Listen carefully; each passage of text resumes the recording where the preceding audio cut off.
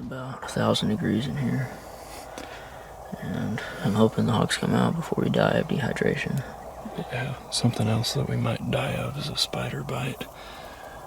I know these really can't kill you, but there sure are a lot of them in here. Look at these guys. Get out of here. Yeah. There's like thousands of them. If they all teamed up, they could probably pin us to the ground, so... Yeah. Look at all of them.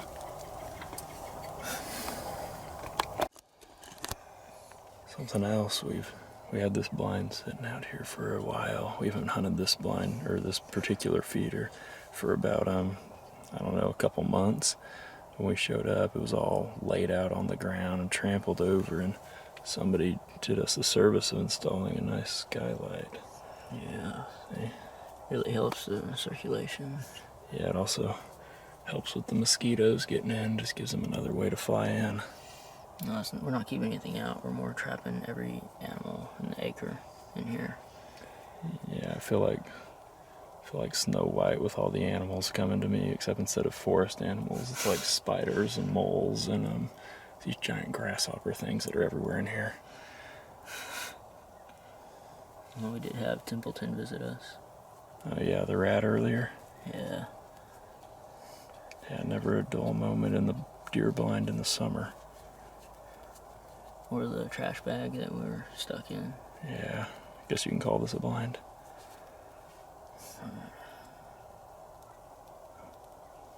You hear 'em?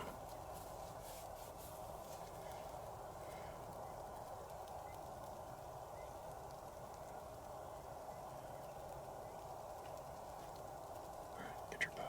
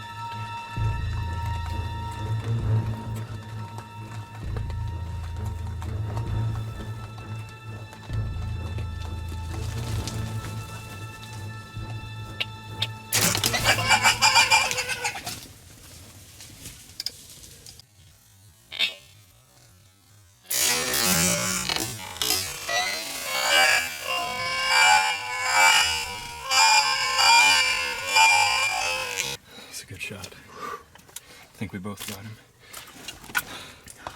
Sure.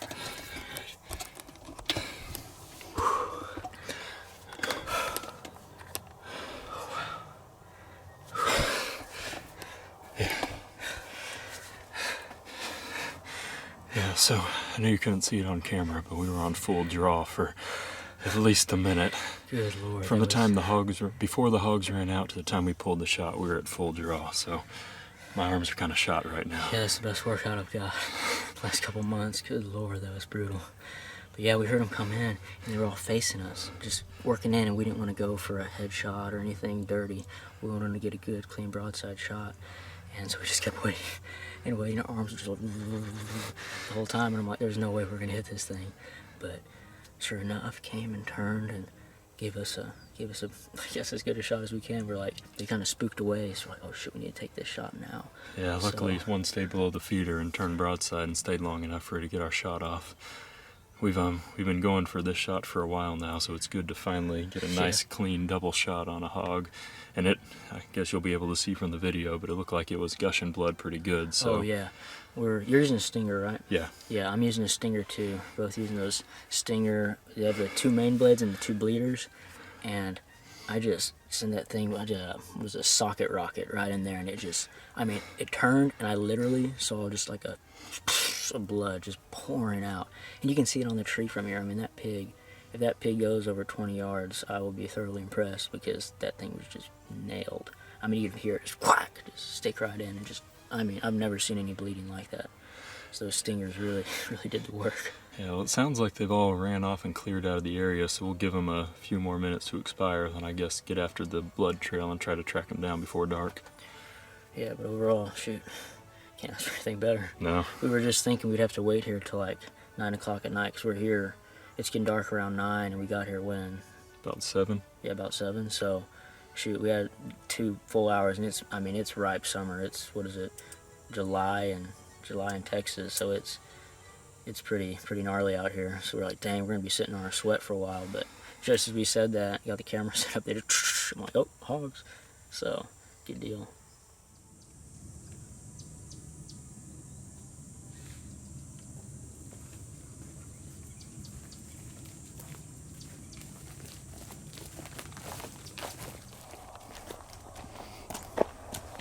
Looks like the first blood's right here. Runs right up there.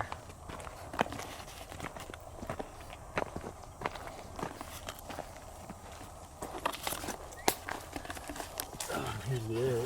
At least my arrow. We still haven't found Taylor's yet, but yeah, get the camera on this. Looks like it was a nice clean pass through. I think I nicked the bottom of the heart with this shot. Yeah. It looks like he turned here. You can see where the blood's squirting out from his upper shoulder, brushed against the branch here. So I guess we'll keep following the trail this way.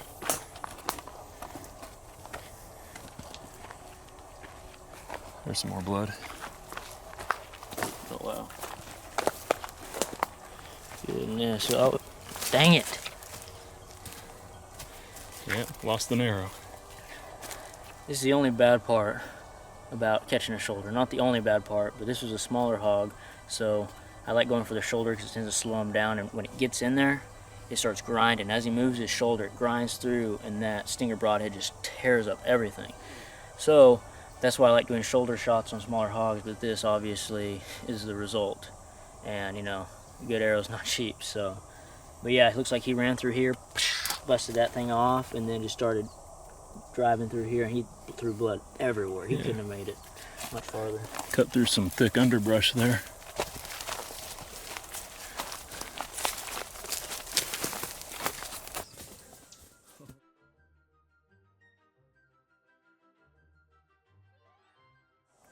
So when they ran in, we were still setting up for the hunt. We didn't expect them to come out this early, but thank God they came in, so we didn't have to, you know, swamp it up in that pop-up. But they came right in, and their heads were facing us, and I was debating maybe trying to shoot one in the head and this and that, but bow hunting for a while, we all know it's a terrible idea.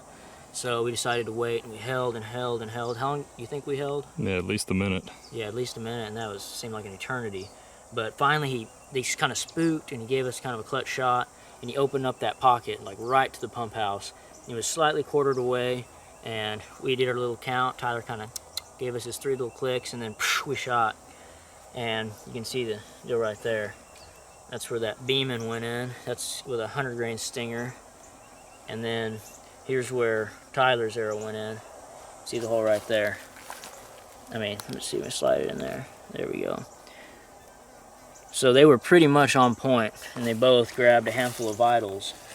But as you can see, this guy sticking in there, when he's moving that leg, that stinger broadhead in there is just shredding things apart. I mean, you can imagine just having something in your shoulder and then just rocking that apart, and that big old stinger just, and that's what it did. When we cut him open, you can get a really good idea of just how much, you know, damage these broadheads do.